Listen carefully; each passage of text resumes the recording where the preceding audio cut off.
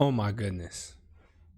Now, this isn't my immediate reaction, but I had to give my opinion on this fight. Really, this card. I was at work, but I was still able to catch most of the fights. I saw Ball versus Vargas.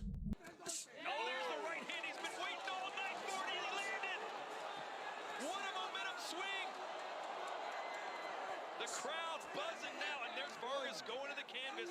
Surprised the referee hasn't perhaps at least threatened to take a point from him. Left hand.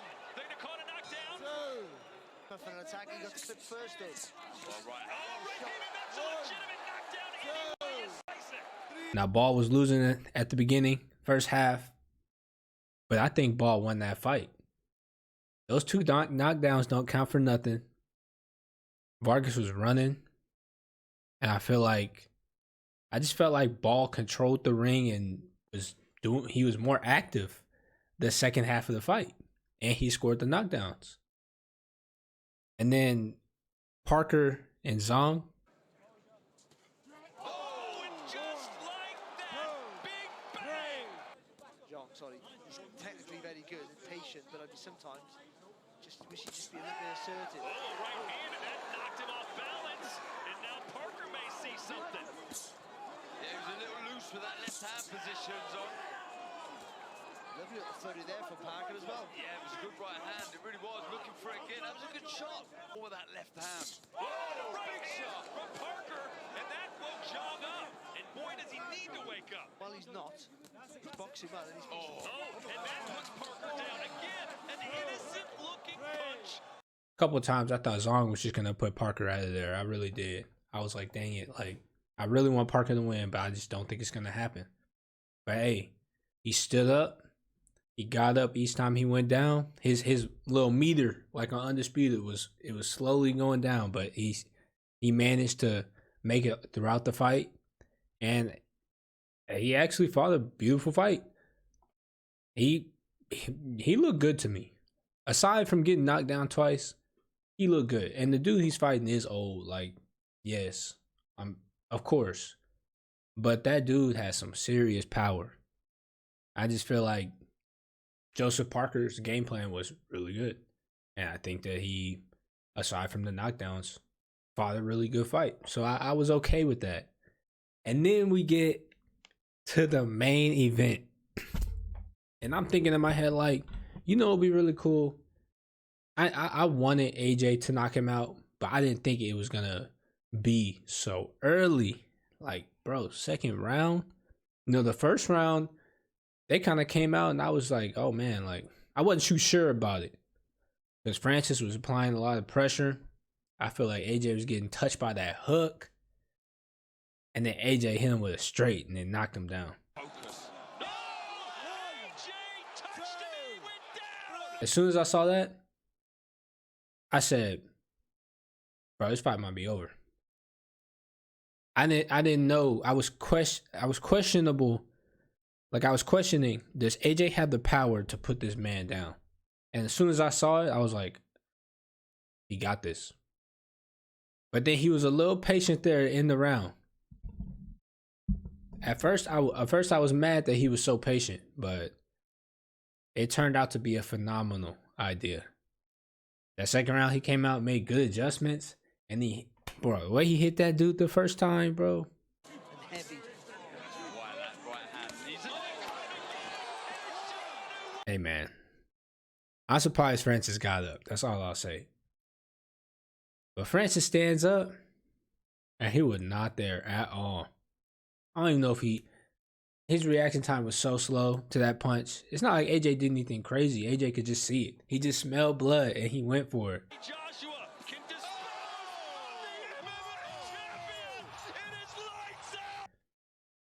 That was a nasty straight right he had to eat. Damn near broke his leg on the way down to the ground. Folded this man like a pretzel, like a lawn chair. He folded Francis Ngannou in 2 rounds, bruh.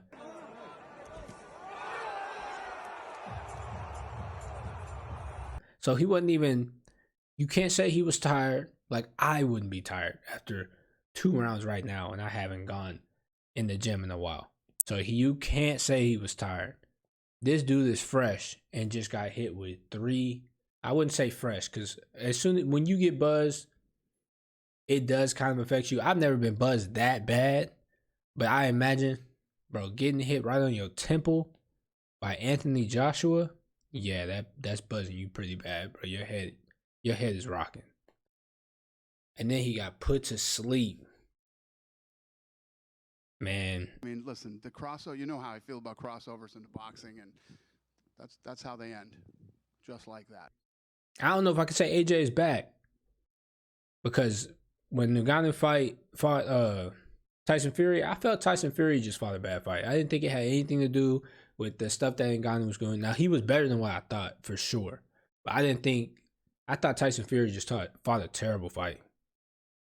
So, I don't know if it means that AJ is the baddest dude on the planet, but he's definitely back. The confidence is back. You know, I know he's acting all humble, but that dude is confident, bro. That dude is. AJ is back. I don't know if AJ is going, oh, he's the baddest man on the planet. I don't know about all that. But I promise y'all, AJ is back, and I love that for boxing. I've been saying it. I've been waiting on this fight to happen. Tyson Fury and AJ, or Usyk AJ is going to happen again. And if he beats Usyk, Tyson Fury AJ is going to happen, in my opinion. Not if Tyson Fury comes out how he fought Ngannou. I think Usyk will cook him bad. Like, real bad. But it looked like he was putting in some work before he got hurt this training camp. So, I don't know, man. I think Tyson Fury's going to take it. That's a lot of money you be passing up, bro. All you got to do is fight AJ, win, lose, bro, retire. You're good. He probably want to run it back with AJ, but in his head, he's like, I beat Usyk, I beat AJ, I can retire. That will look amazing on your record. There's nothing else anybody can say to you. But aside from real professional boxing, I say real, this is technically pro boxing, but as y'all know, yesterday we got the fight of the century coming up.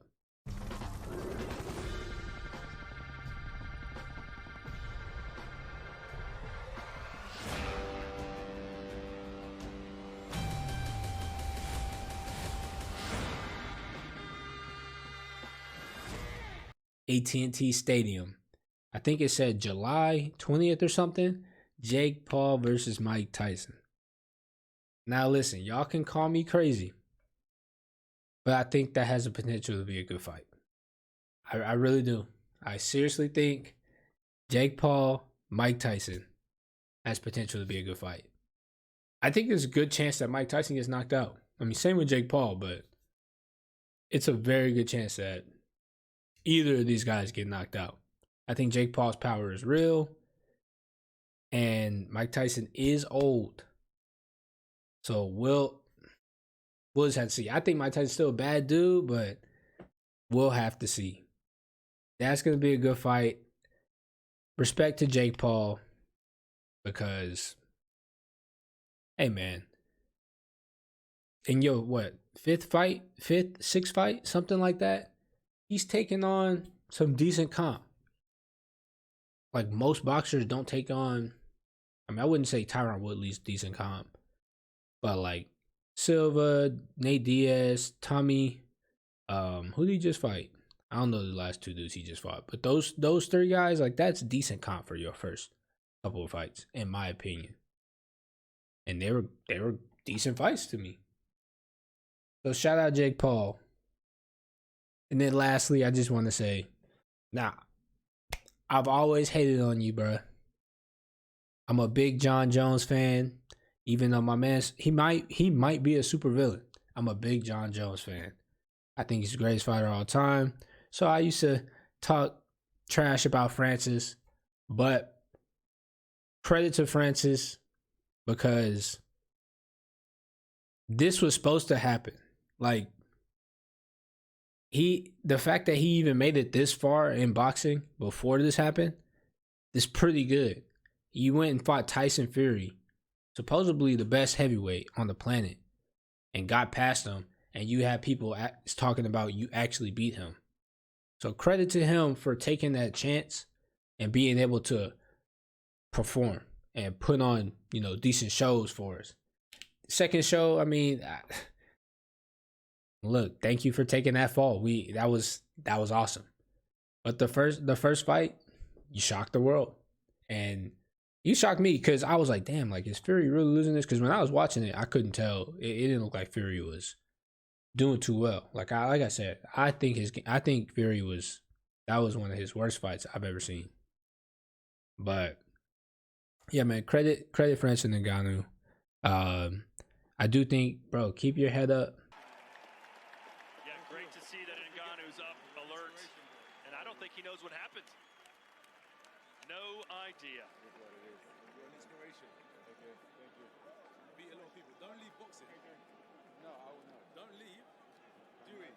Don't leave boxing, You still have so much lined up for you, not just in boxing, but in MMA. There's so much lined up for Francis. If I'm Francis, I'm not going back to MMA right now. I'm going one more boxing match. You could pick between. He could pick. Shoot, Joseph Parker would probably fight him now. I wouldn't want to fight Joseph Parker if I was him. I would fight. You could fight. If I was him, I would go and try to fight Wilder. We're both coming off losses. We're both known to have that crazy power. People are gonna want to come to that fight. If you lose that fight, if you get knocked out cold there, then sure, you're done with boxing. You make another 10 mil on that fight. You're 37.